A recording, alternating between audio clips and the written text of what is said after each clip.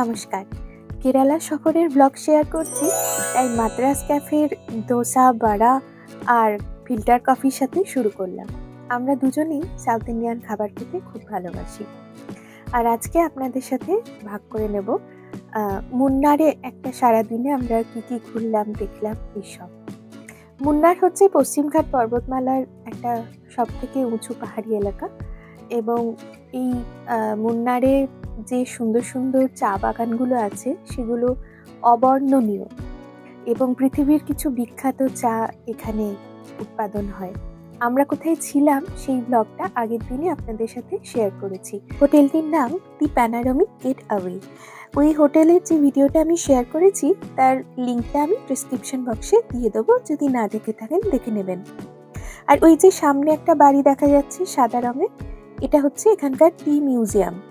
আমরাও নেমে দেখবো ভেবেছিলাম, কিন্তু এত বৃষ্টি হচ্ছিল সেই সময়, ভাবলাম যে ফেরার পথে যদি সুযোগ হয় তখন দেখব। আগে ভিউ পয়েন্টগুলো দেখে নিই, কারণ এরপর যদি আরও বৃষ্টি বেড়ে যায়। প্রথমেই আমরা যে জায়গাটায় গিয়েছিলাম সেটা হচ্ছে ওয়াইল্ড লাইফ স্যাংচুয়ারি একটা, যেখানে এলিফ্যান্ট রাইড হয়। জায়গাটার নাম কান্নান দেওয়ান। তো এই যে দেখতে পাচ্ছেন, এই জায়গাটা থেকে হাতির পিঠে চড়ে ওই উপরে উঠে গিয়ে তারপরে আরও বিভিন্ন ধরনের ওয়াইল্ড লাইফ দেখতে পাওয়া যায়, ভিউ পয়েন্টও আছে। কিন্তু একে তো এরকম বৃষ্টি, কাদা, তার মধ্যে হাতির পিঠে, ঘোড়ার পিঠে, উটের পিঠে কোনো কিছুতেই আমি খুব একটা কমফোর্টেবল বোধ করি না। তো সৌরভ সেটা ভালো মতো বুঝে নিয়ে তারপর আশ্বস্ত হয়ে আমাকে বারবার বলল, দেখ চাপবি না তো, পরে বলবি না তো। এমন ভাব করলো যেন আমি না বললাম বলেই ও আর এই রাইডটা নিল না। আসলে কিন্তু তা না, অস্বস্তি কিন্তু ওরও আছে। যাই হোক, সেসব কথা। তো এই জায়গাটা থেকে যেহেতু আমরা আর রাইডটা নিইনি, তাই খুব বেশি সময় এখানে আমাদের লাগেনি। কিছুক্ষণ দাঁড়িয়ে দাঁড়িয়ে দেখছিলাম, অনেকেই যাচ্ছিলেন ছোট বাচ্চা নিয়ে, তারপর এমনিও ফ্যামিলির লোকজন, কাপলরা যাচ্ছিল, ভালোই লাগছিল দেখতে। তো তখনও কিন্তু বেশ বৃষ্টি পড়ছে এবং তারপরে ওখান থেকে আমরা চলে গেলাম একটা বোটানিক্যাল গার্ডেনে। আমার বোটানিক্যাল গার্ডেন দেখতে খুব ভালো লাগে। তো প্রচুর গাছগাছরা দেখতে পাওয়া যায় একসাথে, অনেক অর্কিড দেখতে পাওয়া যায় সাধারণত বোটানিক্যাল গার্ডেনগুলোতে। তো সেখানে অনেকক্ষণ সময়টা কাটলো। খুবই অল্প টিকিট, অল্প দামের টিকিট, আমার সঠিকভাবে মনে নেই টিকিটের দামটা। তো এখানে প্রচুর প্রচুর গাছ আমরা দেখলাম, বিভিন্ন ধরনের গাছ, তারপরে বিভিন্ন ধরনের ক্যাকটাস দেখতে পেলাম এবং খুব ওয়েল অর্গানাইজড একটা বোটানিক্যাল গার্ডেন। আমার তো ভীষণ ভালো লেগেছে। আর এই এত বড় একটা গার্ডেন কিন্তু বেশ পরিষ্কার পরিচ্ছন্ন। এত বৃষ্টি হচ্ছিল কিন্তু তাতেও খুব একটা অসুবিধা হয়নি। দেখুন কত রকমের ক্যাকটাস সেখানে একসাথে রয়েছে, অনেক রকম অর্কিড ছিল। তারপর প্রচুর বড় বড় ফণিমনসা দেখলাম। এখানে যদিও ভিড়টা একটু কম ছিল, মানুষজন অত বোধহয় বোটানিক্যাল গার্ডেন দেখতে ইন্টারেস্টেড না। খুবই স্বাভাবিক, তার কারণ যেখানে ন্যাচারাল বিউটি বেশি, অ্যাডভেঞ্চার বেশি, মানুষ সেদিকেই বেশি যান। যাই হোক, আর এখানে খুব সুন্দর একটা সরকারি স্টোর ছিল, কোঅপারেটিভের মতো, যেখানে প্রচুর পরিমাণে খুব ভালো মশলা পাওয়া যাচ্ছিল। আমি কিনেছিলাম এবং সেগুলো খুব ভালো ছিল। এত রকম মশলা ওখানে ছিল, স্বাভাবিক, কেরালায় প্রচুর পরিমাণে মশলা উৎপাদন হয় এবং সেখানে আরও অনেক জিনিস ছিল, ঘরের গৃহসজ্জার জিনিস, তারপরে ম্যাগনেটস ছিল, প্রচুর জিনিস ছিল। খুব ভালো লেগেছে, অনেকক্ষণ ধরে সেখানে আমরা ছিলাম। এরপরে আমরা যে পয়েন্টটায় গেলাম সেটা হচ্ছে ইকো পয়েন্ট। ইকো পয়েন্ট নাম হওয়ার কারণ এখানে ইকো হয়, প্রতিধ্বনি হয়। কেউ জোরে জোরে কিছু বললে সেটা প্রতিধ্বনিত হয়ে আসছে। আমিও চেষ্টা করলাম। চল মা, মা,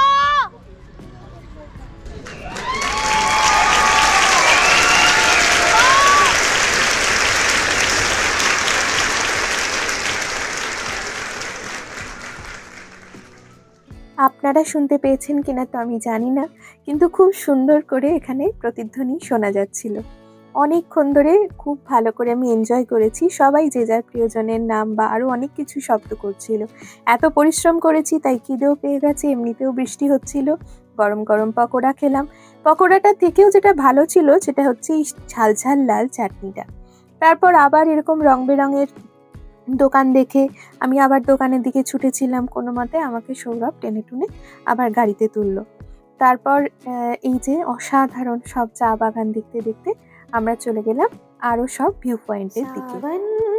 বরসে तरसे दिल क्यों ना निकले घर से दिल बरखा में भी दिल प्यासा है ये प्यार नहीं तो क्या है देखो कैसे बेकरार है भरे बाजार में यार के इंतजार में सावन बरसे तरसे दिल क्यों ना निकले घर से दिल बरखा में भी दिल प्यासा है ये प्यार नहीं तो क्या है। যতক্ষণ কেরালার রাস্তায় ছিলাম ততক্ষণ পর্যন্ত রাস্তা ছিল একদম সুন্দর। যেই মাত্র তামিলনাড়ুতে এসে পড়লাম সেখানেই কিন্তু সমস্যা তৈরি হলো। এখন মনে হতে পারে যে কেরালা থেকে তামিলনাড়ুতে এলাম কেন। এলাম তার কারণ হচ্ছে টপ স্টেশন ভিউ পয়েন্ট বলে একটা ভিউ পয়েন্ট আছে, যেটা দেখতে গেলে তামিলনাড়ু একটু ঢুকতে হয়, একদম বর্ডারের কাছে বা বর্ডার পেরিয়ে। তো সেই জন্যেই আমরা ওই জায়গাটায় এলাম। তো যাই হোক, সেই ভিউ পয়েন্টটায় তো আমরা পৌঁছালাম, কিন্তু সেখান থেকে ভিউ যদিও খুব একটা পাইনি, তার কারণ এতটাই মেঘ ছিল, বৃষ্টি হচ্ছিল। কিন্তু এই গোটা জার্নিটা ছিল খুব এনজয়েবল এবং কোথাও কোথাও গিয়ে মনে হচ্ছিল যে এবার একটু আকাশটা পরিষ্কার হয়েছে, আবার হয়তো খানিকক্ষণ পরেই দেখা যাচ্ছিল যে না প্রচণ্ড বৃষ্টি চলে আসছে। কিন্তু সে যাই হোক, এই যে বর্ষার কালো মেঘ মাখা সুন্দর পাহাড়, তার যে কি অপরূপ দৃশ্য, এই বর্ষার সময় না গেলে হয়তো সেটা নিজের চোখে না দেখলে ঠিক বুঝতে পারতাম না। যদিও বর্ষার সময় কোনো পাহাড়ই খুব একটা সেফ না, কিন্তু কি আর করা যাবে, শীতকালেই তো আমাদের বেড়ানোর সময়, তাই না? আর শীতকালে তো দক্ষিণ ভারতে বর্ষা হয়। যাই হোক, এই যে একটু আগেই দেখা যাচ্ছিল পরিষ্কার, আবার এখানে দেখা যাচ্ছে যে অনেক মেঘ চলে এসছে, আবার বৃষ্টিও শুরু হয়ে গেছে। এই যে এসে পৌঁছালাম টপ স্টেশন ভিউ থেকে। ভিউ কি পাবো বুঝতেই পারছেন, কিন্তু এই কুয়াশা মাখা অদ্ভুত একটা যে সুন্দর দৃশ্য, সেটাও কিন্তু আমার খুব ভালো লেগেছে।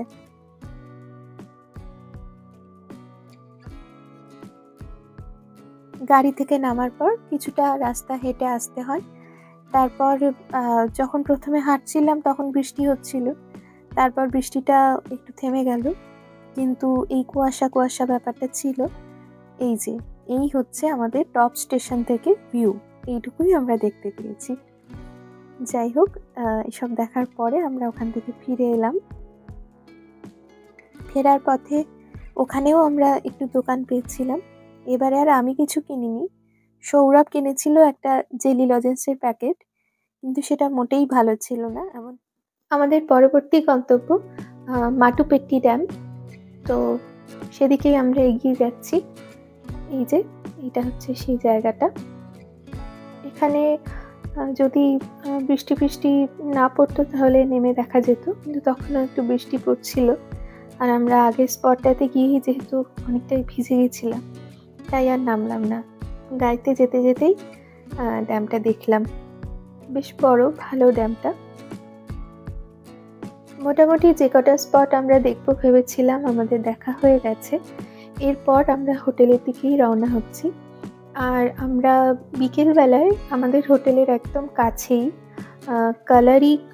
কলাক্ষেত্র বলে একটি জায়গা আছে, সেখানে কথাকলি পারফরমেন্স দেখতে গেছিলাম। এছাড়া কালারিয়াপাট্টুও হয় সেখানে।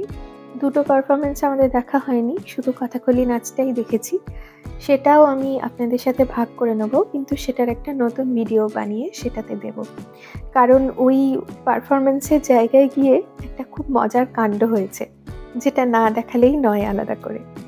তাহলে আশা করি আমাদের এই ব্লগটা আপনাদের ভালো লেগে থাকবে। যদি ভালো লাগে আমাকে নিশ্চয়ই জানাবেন। এই ব্লগে কিন্তু আপনাদের জন্য একটা গানও শুনিয়েছি, অনেকখানি জায়গা এডিট করে বাদ দেওয়া যেত, কিন্তু এত সুন্দর মেঘে ঢাকা কুয়াশাচ্ছন্ন পাহাড় বাদ দিতে ইচ্ছে করলো না। ভাবলাম আপনাদের যদি ভালো না লাগে এতটা দেখতে ভিডিওতে, তাই জন্য কিন্তু একটা গানও শুনিয়েছি। কেমন লেগেছে আমাকে নিশ্চয়ই জানাবেন। ভালো থাকবেন, নমস্কার।